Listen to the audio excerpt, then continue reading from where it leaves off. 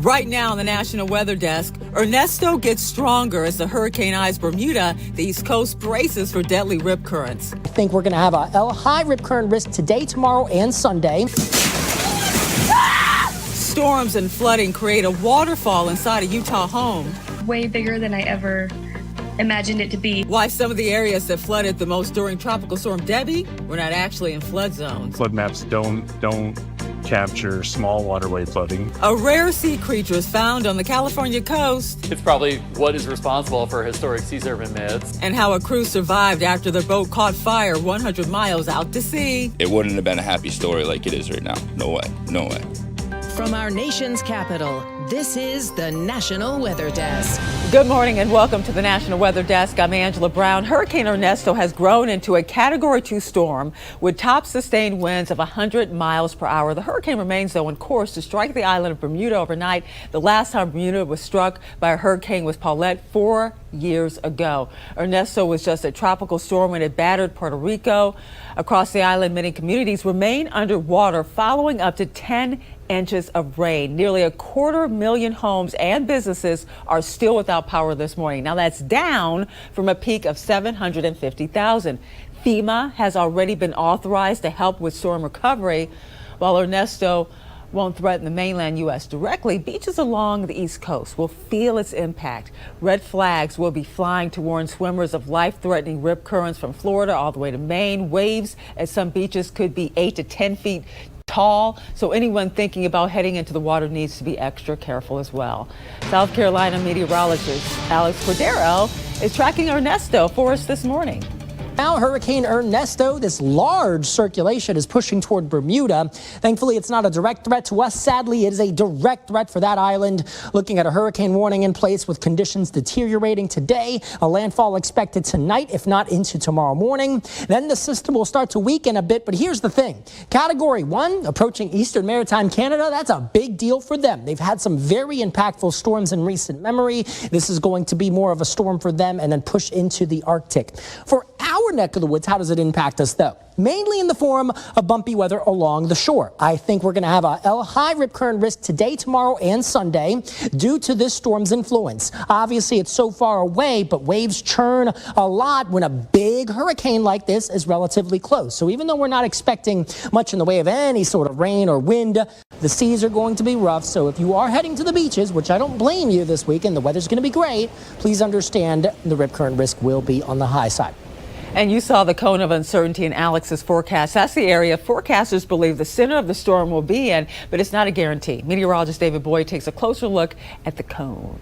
Well, it starts with forecast points from the National Hurricane Center out to 120 hours or 5 days. Then the average error from the past 5 years is drawn in a circle around it. The average error out 1 day is 41 miles. By day 5, it goes up to 220 miles. Then the cone is drawn around those circles. But keep in mind, the cone is just where it's most likely for the center to go. So in an ideal situation, it would go down the center of the cone, but it's possible that it could go down the east side of the cone or the west side of the cone. So it's always important to be prepared for possible impacts outside of the forecast cone. For the National Weather Desk, I'm meteorologist David Boyd. There is a risk of severe storms today in parts of Kansas, Oklahoma, and Arkansas. Tulsa, Wichita, and Fayetteville area are among the cities that could see severe thunderstorms and very large hail late this afternoon into this evening. Major cities also like Chicago, Detroit, Indianapolis face a slightly lower risk today, so everyone should be weather aware as well. And the heat is still going strong in the South. More than 41 million people face heat alerts. There are excessive heat warnings for cities like Dallas and Little Rock, where the temperatures will once again be in the triple digits. Now, the U.S. Drought Monitor released this weekly update yesterday, and it shows Tropical Storm Debbie had a big impact on dry conditions along the East Coast. Meteorologist Steve Rudden has details. The remnants from what was once Debbie has had a big impact on the drought across the mid-Atlantic. Check out the latest drought monitor forecast. It just came in. Now, most of the D.C. metro area under just a dry to a moderate risk. However, part of West Virginia under an extreme risk. But the area that you see in red, a lot smaller than it was last week because of the heavy rain across the mid-Atlantic. Now, drought conditions still remain across Tennessee and North Georgia, but head off toward the southwest Texas. That's where we have extreme, even exceptional drought conditions out there. And then farther to the north and west across parts of Washington state into western Montana, that's where the drought does continue. Now, in terms of when we'll see some wet weather, there's a little bit for the Pacific Northwest on the way from now until Tuesday of next week. Hardly anything at all for the severe drought down across Texas. And for the mid-Atlantic, especially up into Pennsylvania, could be looking at a good 1.5 to 2 inches of rain. In Washington, D.C., I'm meteorologist Steve Rudin from WJLA.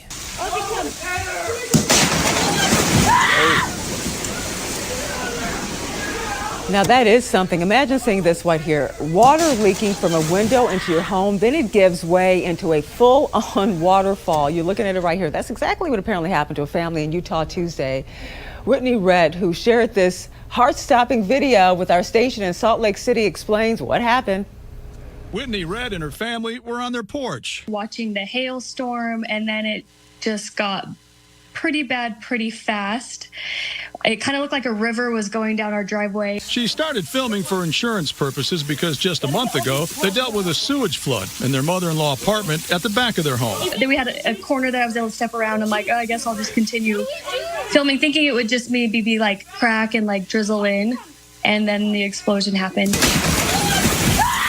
Whitney's first thoughts were the kids okay? Wow, it was just way bigger than I ever imagined it to be. We were just at Niagara Falls, and it legit looks like Niagara Falls. Hail also gushed in with the floodwaters. I mean, wood floors were floating, glass was everywhere. Whitney says luckily her neighbors jumped in to help, and in a few hours, all the flooring was ripped out and fans were going. A lot of families that got impacted. I just happened to get mine on video.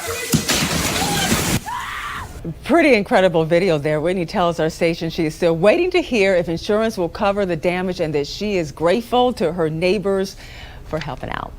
Golf ball sized hail fell in Rhode Island yesterday afternoon and evening. The storms also brought gusty winds and flooding to parts of the region as well. While there were some crashes on the roads and some fallen tree branches as well, there are no reports of any serious damage. Now, tomorrow marks 3 years since the remnants of Tropical Storm Fred swamped parts of North Carolina. The storm killed multiple campers in a campground. Rex Hodge checks in with some folks who are still feeling those impacts today. I still cry. For Sherry MacArthur, it's almost like Fred's floodwaters camped out at her Laurel Bank campground August 17th, 2021. It swept campers away, and 4 of her people living in them. 2 others living nearby also died. She had to move to a family home down the road a bit. Months and years passed. Debris piles piled up, now mostly removed, with only remnants of life that used to be here. But emotions remain. I don't hide as much as I used to. Depression has been bad. I'm 6 feet tall. To give you an idea of how high the water got 3 years ago, all you need to do is look at the bark line on that tree. Steve Eubanks and Dale Robertson had camped part of the year at Laurel Bank. Just everything we had was gone. We couldn't identify one thing. We took it right off the foundation. Friends of ours that also live in the campground said, don't come back. Everything's gone. Both are now set up at an adjacent campground. Laurel Bank now essentially an empty lot. MacArthur unable to reopen it as a campground. They would not give me any permits. MacArthur sees improvements since Fred 3 years ago. There were no warning. But now she says a new river gauge just went up over the Pigeon River. We'll have some type of a noise alarm for, the river's getting up. She'll take the positives as they come, day by day. Maybe I'm getting better. Well, answering the question, what time is it? It's fairly easy right here on Earth, but it's not on the moon. There is no standard time there. An international group of astronomers is joining calls to give the moon its own standard clock. Now, the idea is that it will make it easier for future space missions to keep track of time, but it would likely be very different than clocks here, of course, on Earth. One day on the moon lasts around 29.5 Earth days. And coming up on the National Weather Desk, the rare serpent fish that shocked swimmers along a popular California beach, and how a crew of 6 remarkably survived a boat fire 100 miles out to sea.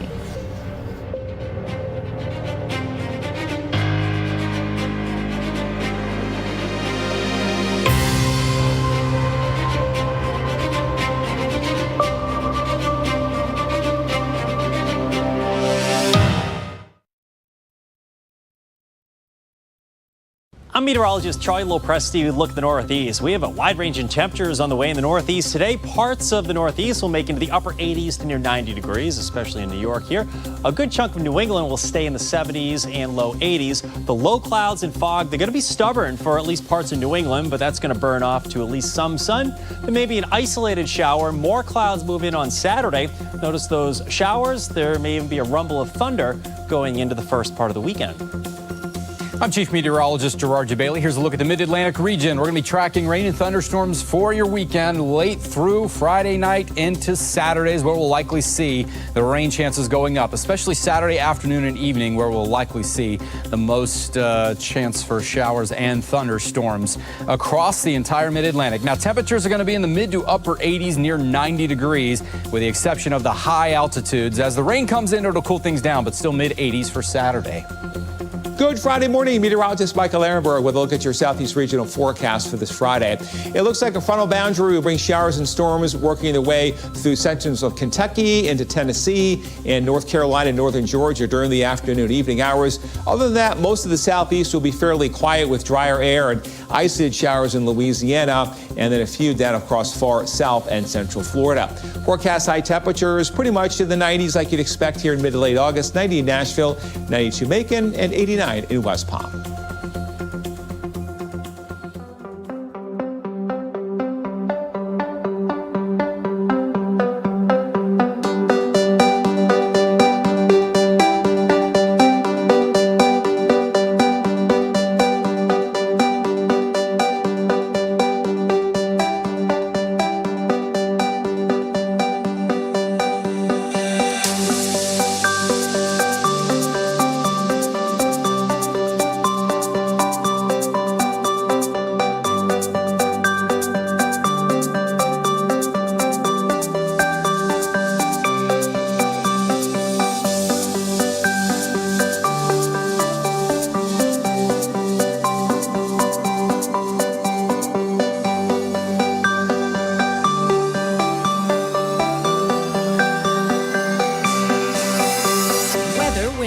Presented by the National Weather Desk. An early morning wake-up call in Missouri as lightning strikes the ground near Jefferson City. While the Atlantic coast will see rip currents from Hurricane Ernesto, the Gulf Coast in Panama City is as flat as a pancake. A manatee made a quick visit to a Pensacola, Florida beach, and sunset turned the skies over a lake near Albany, New York, lavender last night. For more content like this, follow the National Weather Desk on TikTok. It's been over a week since Debbie made landfall, but many parts of the Southeast are still underwater. First Street Foundation did a post-storm analysis on Debbie's flooding, and as meteorologist Emily Gracie found out, the hardest hit areas were not the ones that was actually in flood zones. But overall, the thing that we took away from the event was that there were a number of properties that were impacted, but about 78% of those properties that were impacted fell outside of FEMA's special flood hazard area.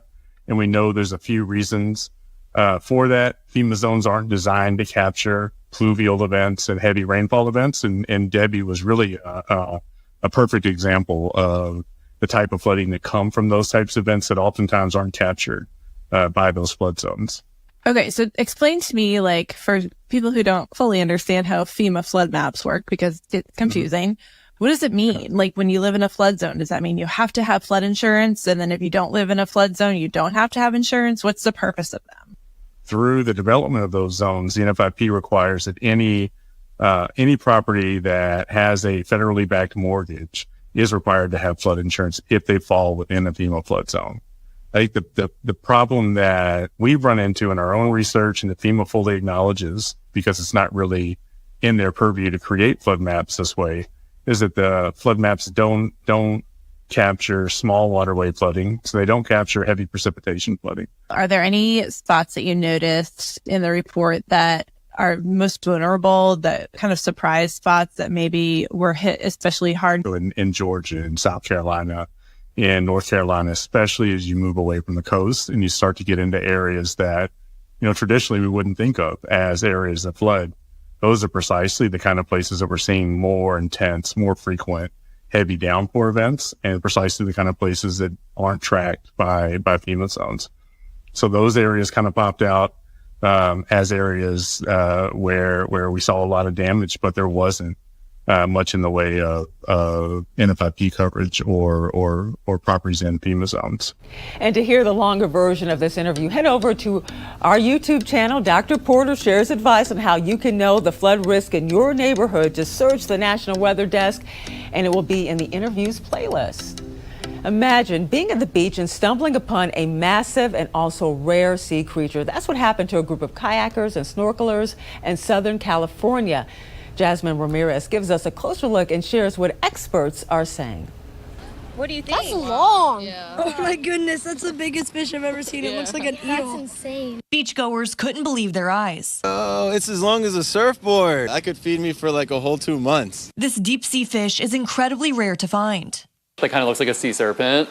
It's probably what is responsible for historic sea serpent myths. Scripps Institution of Oceanography says this is only the 20th oarfish to wash up in California since 1901. We covered a story in 1996 when Navy SEALs found a 23-foot oarfish washed up in Coronado. The fish was that big. How big? It took 15 sailors to hold it. The mysterious creature can reach up to around 30 feet in length. It's known in some areas of the world as the doomsday fish and has a mythical reputation to predict natural disasters. They wash up on the beach either before or after, depending on who you talk to, earthquake or major earthquake or a tsunami. And this has been centuries in Japanese mythology and folklore. Oarfish normally swim around 600 to 3,000 feet down and rarely come up to the surface. Because of their deep water habitat, researchers don't know a lot about the oarfish or why they wash ashore in Southern California. Researchers hope to answer these questions. The oarfish found over the weekend will be studied and saved for future research. It will be kept at Scripps and become part of one of the largest collections of deep sea fish in the world. We can have it preserved, like these ones here, for people in the future to continue to look at the specimen and continue to ask questions maybe that we aren't thinking about right now that they may be able to answer in the future. A fire at sea forced the crew of a Portland, Maine fishing vessel to abandon their ship earlier this week. The boat was also carrying a NOAA weather observer. They had just a few minutes, though, to get into that inflatable lifeboat before the fire took over that ship. Brad Rogers has the story. We stayed until we couldn't stay anymore. This is the fishing vessel Three Girls, still burning from an early Monday morning fire at sea that forced the captain and crew to quickly abandon ship. I remember looking at inside the galley and seeing a glow and seeing the fire and looking at the water and being like, this is really happening. And all of a sudden the fire came out on deck. Crewman Steve Ames credits Captain Rob Roberge for quickly deciding to abandon ship and for getting off a radio message to the Coast Guard telling them their position in the Gulf of Maine. United States Coast Guard, United States Coast Guard. This is the fishing vessel Three Girls. We are on fire. He barely had time to make that distress call. The smoke filled the wheelhouse and he couldn't breathe. So what he got out, what people heard, but we knew help was on the way. The captain, four-man crew, and this observer from NOAA all safely made it onto this life raft. All but the captain were wearing survival suits. These survival suits, though, dude, I swam for a couple of minutes to get to the raft. From a distance, they could see the burning boat. They snap, crackle, and pop. We're all right, waiting on the helicopter. They were rescued 2 hours later by a Coast Guard cutter out of Portland. Alive. No good, man. Ames says the quick decisions made by Captain Roberge saved their lives. If he chose to fight that fire, if we went down in that engine room, it wouldn't have been a happy story like it is right now. No way, no way. A boat fire is not good. That's the worst case scenario. And we just all escaped that. Everyone was alive, nobody hurt. Like, we were happy. And now let's check to see the weather at state fairs taking place across the country this weekend. Let's start in Louisville, host of the 120th Kentucky State Fair.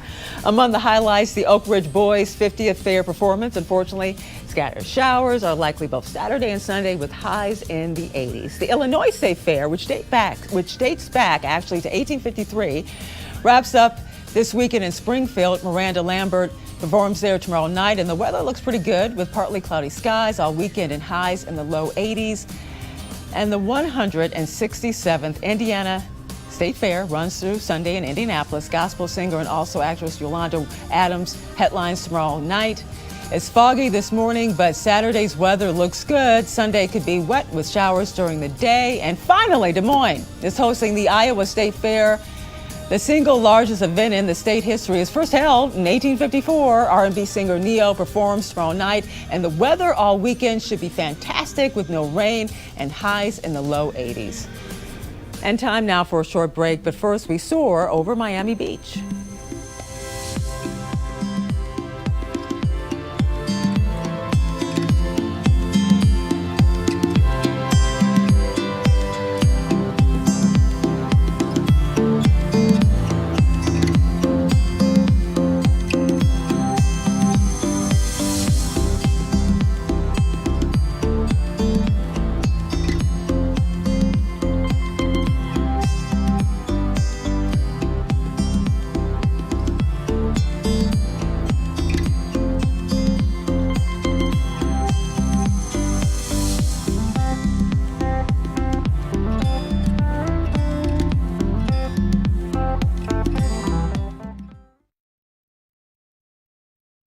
Well, a very good Friday morning, everyone. I'm meteorologist Andrew Buckmichael. We've got a few scattered showers and storms across the Midwest today, and the chance of severe weather is fairly low for us.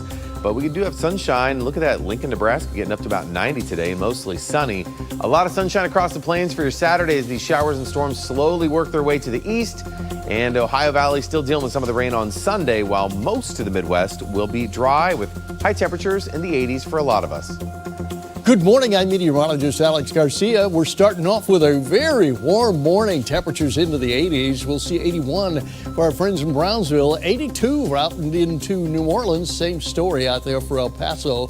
A weak system up to the north will keep showers there, but we'll be watching for sea breeze showers down along the Texas coast, but it won't help cool things down. Still going to be a very warm day. I'm meteorologist Alex Garcia. That's a look at your regional weather.